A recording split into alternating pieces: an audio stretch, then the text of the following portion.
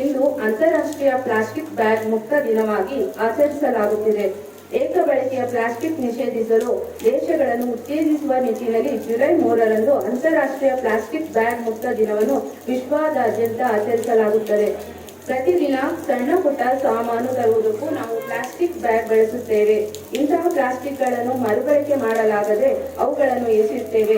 Plastic ಬ್ಯಾಗ್ಗಳನ್ನು ಎಸೆಯುವುದರಿಂದ ಹಾಗೂ ಬಳಸುವುದರಿಂದ ನಮ್ಮ ಮೇಲೆ ಮತ್ತು ಪರಿಸರದ ಮೇಲೆ ಉಂಟಾಗುವ ದುಷ್ಪರಿಣಾಮದ ಬಗ್ಗೆ ಸಾರ್ವಜನಿಕರಲ್ಲಿ ಅರಿವು ಮೂಡಿಸುವ ಸಲುವಾಗಿ ಪ್ರತಿ ವರ್ಷ ಜುಲೈ 3ರಂದು international plastic bag free day ಅನ್ನು ಹಲವಾರು ದೇಶಗಳಲ್ಲಿ ಆಚರಿಸಲಾಗುತ್ತದೆ.